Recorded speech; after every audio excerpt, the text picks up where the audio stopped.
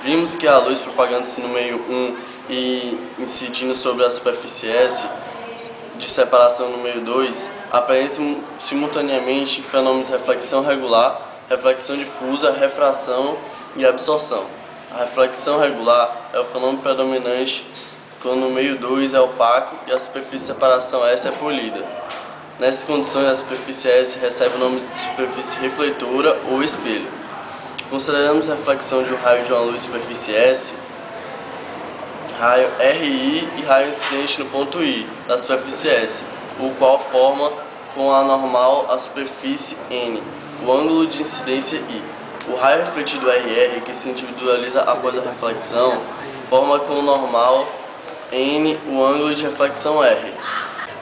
As duas leis da reflexão da luz. Primeira lei: o raio refletido, a normal e o raio incidente estão situados no mesmo plano. Segunda lei: o ângulo de reflexão é igual ao ângulo de incidência R é igual a I. Imagem de um ponto. Primeiro, raio incidente PI normal ao espelho I é igual a 0 graus. O raio refletido IP é também normal ao espelho. R é igual a I, que é igual a 0 graus. PI é igual a P' vezes I. Imagem de um objeto extenso. Um objeto extenso é um conjunto de pontos objeto A, B, C. Quando o objeto extenso é assimétrico, não admite nenhum plano que divida em duas partes iguais. A imagem obtida não se superpõe. Campo visual de um espelho plano. Consideramos um observador diante de um espelho plano por reflexão no espelho. O observador vê certa região no espaço. Essa região chama-se campo visual do espelho em relação ao olho ó do observador. Deslocamento de espelho plano ou translação de espelho plano. Um ponto P fixo está diante de um espelho plano. Se o espelho sofrer uma translação de uma distância D, passando da posição A para a posição B, a imagem P passa de P1 para P2, sofrendo o deslocamento D no mesmo sentido do espelho. Rotação de espelho plano. Um raio de luz incide sobre o espelho plano e ao refletir origina o raio R.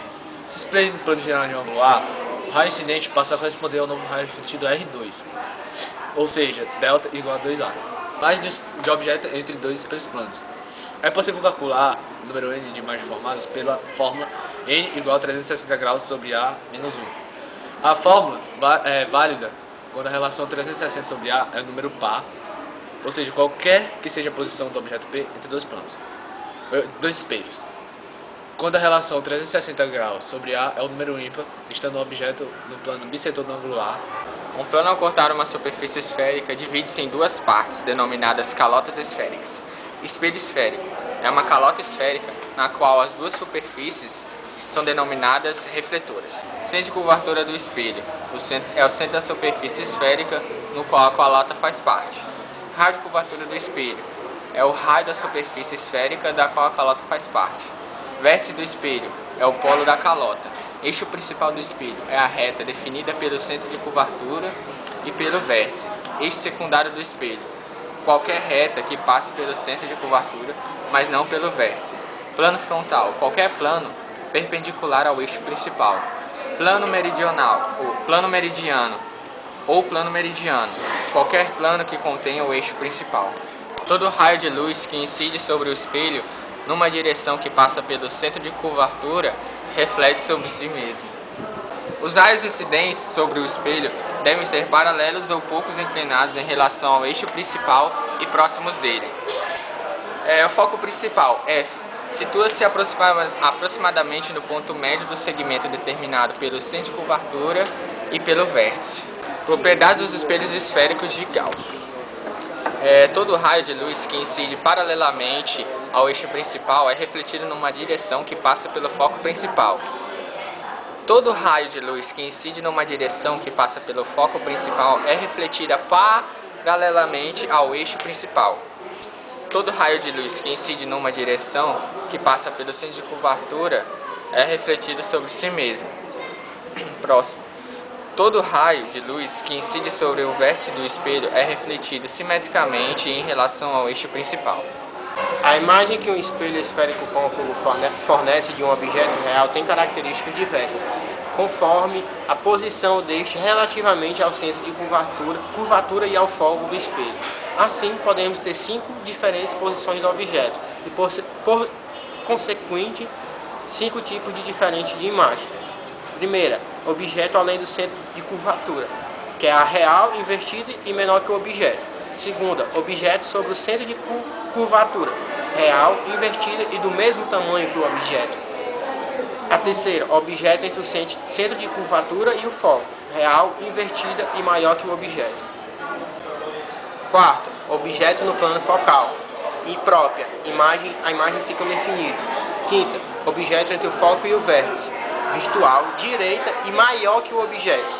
Somente as imagens reais podem ser informadas pelos próprios raios de luz, podem ser projetadas em anteparos.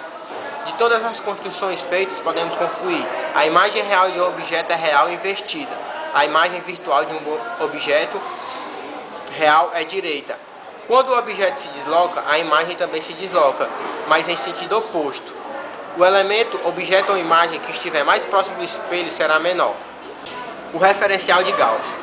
Um espelho esférico conjuga um objeto real, uma imagem real ou virtual, invertida ou direita, maior ou menor que o objeto, de acordo com a posição do objeto e com o tipo de espelho.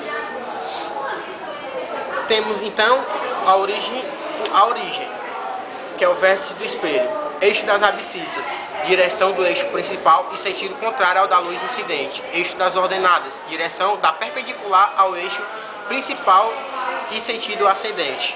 Esse sistema constitui o referencial de Gauss.